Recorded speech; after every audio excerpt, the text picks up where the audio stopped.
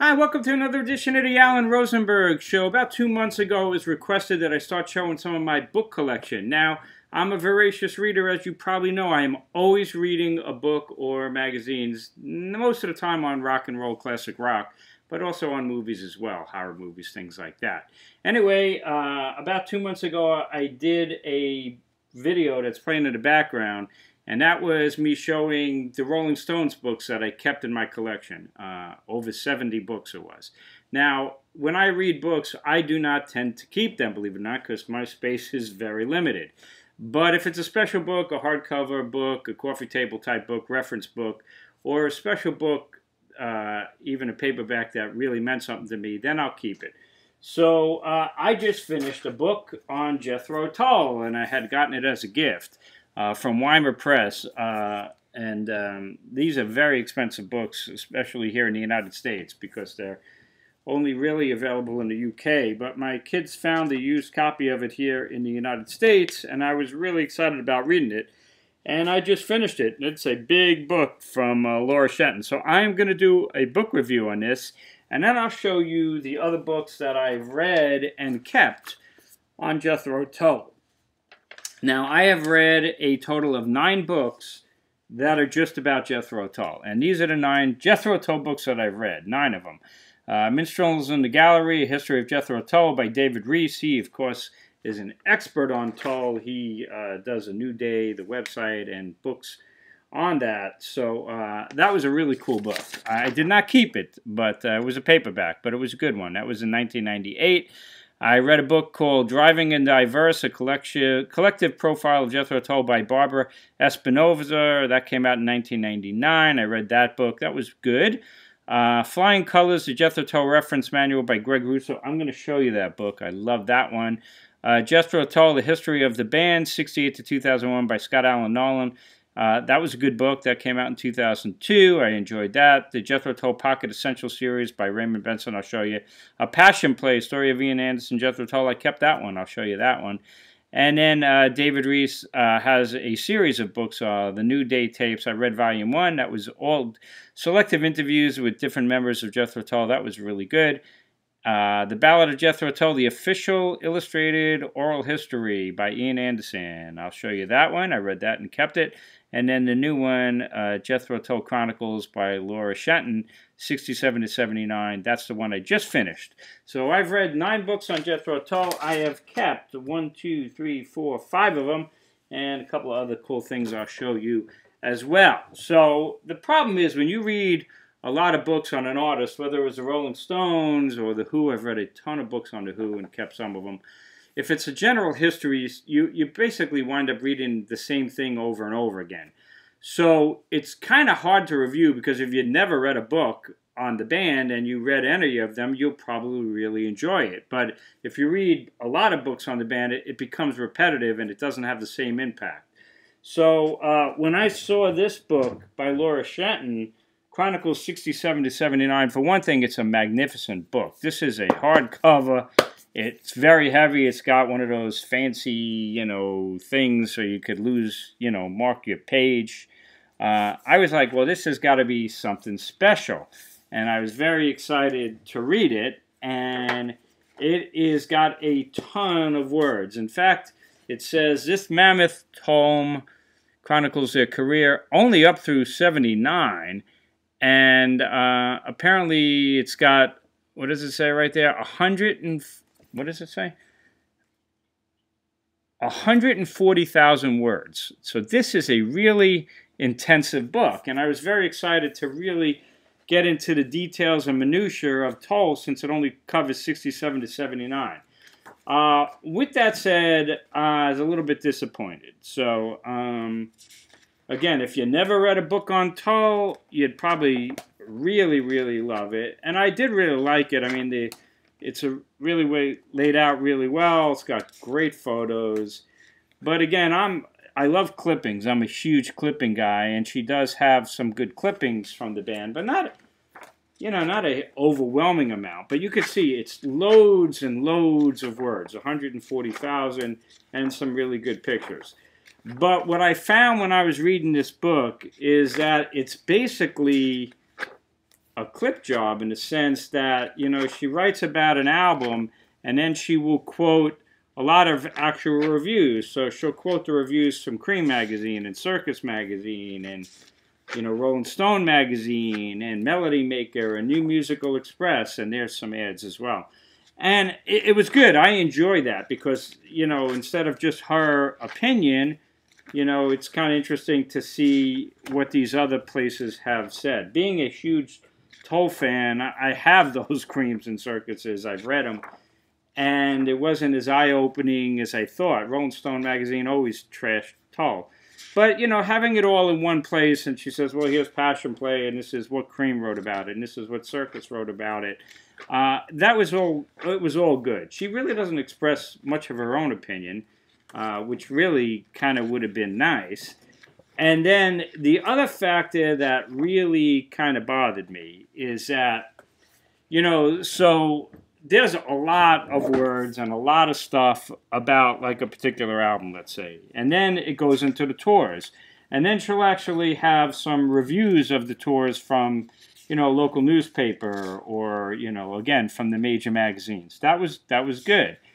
But then, literally, it'll have a tiny little paragraph, like 2 lines, and it'll say, and then there was a change in personnel, and, you know, whatever it is, Glenn Cornick was gone, or, you know, whoever it was no longer in the band. And it was kind of like, what? You know, like, that's the problem with all the Jethro Tull books that I've read so far. None of them really have gotten into the nitty-gritty of what happened to the members of the band, you know? You know, why did that person leave? Or why was that person thrown out? And when you're reading 140,000 words and, you know, reviews of the albums and all of that kind of stuff, and then all of a sudden it says, well, change of personnel, Glenn Cornick was gone from the band.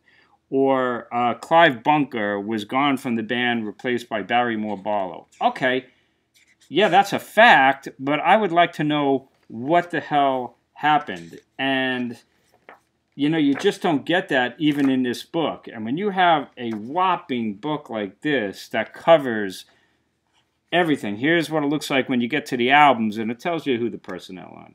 And then you get to here's the tour dates. And this is really nice. It's got some, you know, clippings, and it literally shows you, you know, approximately, you know, as best she could do it. And it's probably pretty accurate, I'm sure. You know, every show from each tour, you know, in this time span. And that's really great. You know, I loved it. You know, here, I love seeing they play 2 nights at the Nassau Coliseum and then 2 or 3 nights at the Garden, etc. The night at Shea Stadium. That was really good. But it reminded me in the sense, it really did remind me, you know, I don't know if you ever saw these videos, they're dated, but there was the 20 years of Jethro Tull video, and then there was the 25th anniversary video. And there was a scene, they're at the bar, and they have some members of Tull there, and they went up to one of them. I'm doing this from memory, you know, whoever it was, you know, maybe, I don't know who it was, Glenn Cornick or whoever. And the interviewer goes, hey, you know, why did you leave the band? And he was like, well, I didn't leave the band, I was fired. And that was the end of that. And it was like, at some point, you know, I'd like to really get into that, because it's interesting. It's an interesting dynamic, you know, that Ian Anderson runs the band, etc. But in a band like this, in a book like this that's so damn big, I really thought that you would have got more than 2 lines, you know, a change in personnel. That's unacceptable for me. So that's my biggest criticism. But it's a really nice book.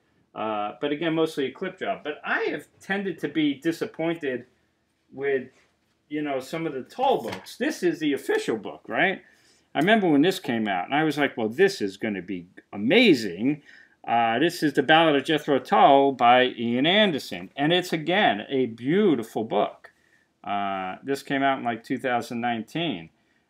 I think Rocket 88 put it out. This is a gorgeous book, right? Great graphics, you get the history, you get clippings, and I actually love the format. I love the format that you have, you know, Bunker and Ellis and Anderson and Hammond and Anderson, And it goes in chronological order, the history of the band, but, you know, you feel like you're hearing it from these people's mouths. And I love that kind of a format in general. There's books like that on the Allman Brothers and Yes, and this is, you know, the book on Tull like that. So that I really enjoyed, and it's a magnificent book. But again, I remember feeling when I finished this book, it was kind of like that introductory, you know, light overview of the history of the band. I mean, you're talking about, you know, I don't know how many pages this book is. It's like a little over 200 pages, and it covers their whole history. This is over 200 pages and only covers 12 years, give or take. So it's a beautiful book, but overall, I'm still waiting for that definitive Tull book. And maybe my favorite book I ever read about Tull was this thing called the Jethro Tull Reference Manual by Greg Russo. Man, this was a great book. It's dated, although I think he's come out with other volumes. So maybe I really need to upgrade it. But this definitely went into a lot of detail. And this guy is obviously a Tull expert and a major Tull collector. So he's got clippings and he's got, you know, the labels of the records and things like that. And this is the kind of stuff that I really like because it kind of gets into more detail. So this is a book that I definitely need to upgrade. I'll have to look into that. So this is the Greg Russo book.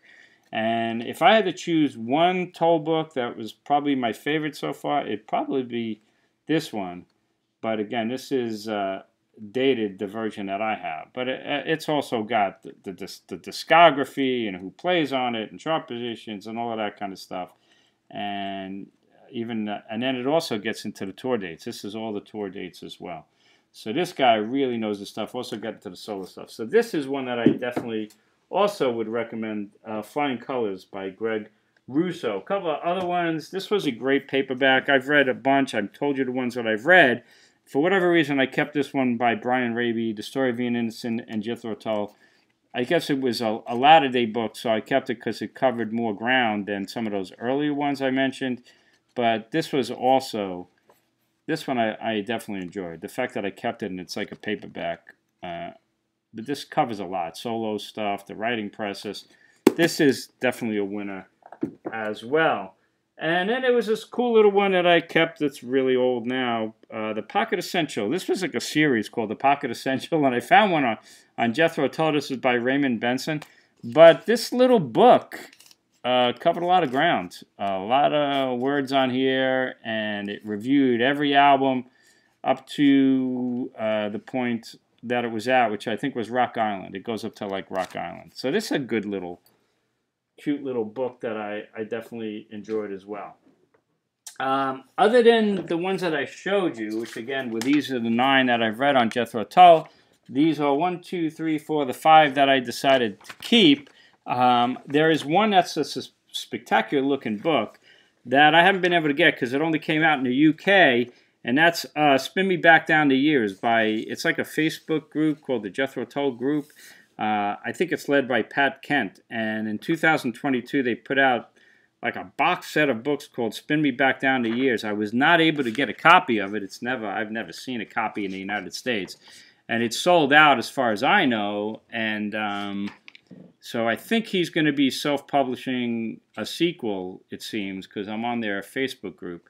And I'm definitely going to grab that, Spin Me Back Down the Years. But I have to wait for Pat Kent to do that.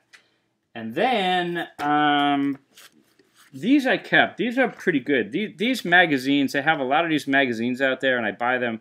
They're very expensive, but I wait to get them used at the record shows, and they get them for very cheap compared to what they came out. But this was a great one. Record Collector presents Jethro Tull.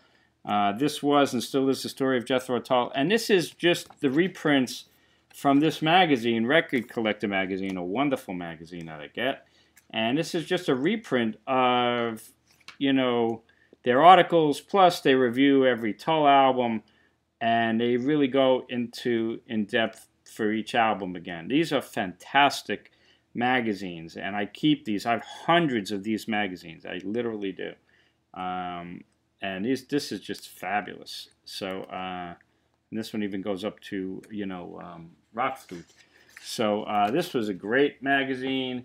And then there's another one here, which is, I guess I can stick this over there.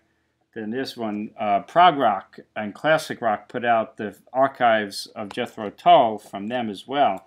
And this is also, you know, this is just fantastic. So I don't know where you could find these things, but I find these things at record shows and things like that, and they usually sell them for like $1, $2, $3. These things are normally like $15, $18 in the United States. So when I go to these record shows and I find them, I just stock up on them. And I have a backlog right now, a huge backlog of these. I read cover to cover.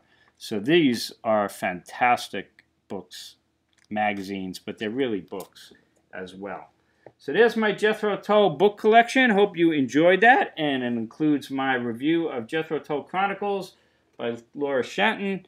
You know, again, if you never read a book on Tull, you probably find it really great. But when you have 140,000 words, and most of it is clipping type stuff, which I really enjoyed, and the pictures are great, I would have preferred some, you know, getting some more interviews, maybe from the horse's mouth. You know, why were you no longer in the band? Just something more than just 2 lines, and that was a little frustrating for me. So there you have it. As always, let me know your thoughts. Let me know your comments. This is an ongoing series I'll do every once in a while. I'll dig into some of my books, especially when I finish reading a book and I'll review it. So that's the scoop. Hope you had a good weekend. It is hot and humid here in New York, but I hope you are well. Stay safe, stay healthy. Thanks for watching. New to my channel, hit subscribe and check out my playlist. So there's a playlist now, books, magazines, tour books. I have, God, probably hundreds of tour books that I haven't really shown much. I have a ton of Jethro Tull tour books I could show, but maybe we'll do that in another video. So thanks for watching. I really appreciate it. I'll see you next time on an Alan Rosenberg Show.